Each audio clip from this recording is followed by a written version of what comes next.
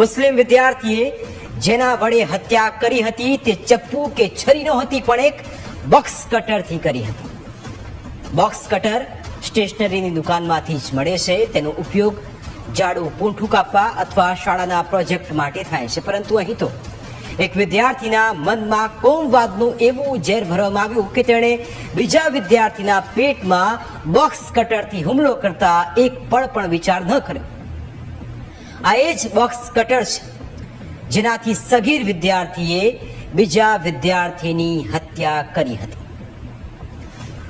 પોલીસની સમજાવટ અને પૂછપરછમાં 10મા ધોરણના વિદ્યાર્થીએ સ્વીકાર્યું કે છેલ્લા એકાદ મહિનાથી સગીર પોતાના ખિસ્સામાં બોક્સ કટર લઈને બિંદાસ સ્કૂલમાં આવતો હતો. તેણે બોક્સ કટરથી અન્ય સગીર પર પણ હુમલો કર્યો હતો અને ત્યારબાદ તે આ હુમલાની તૈયારી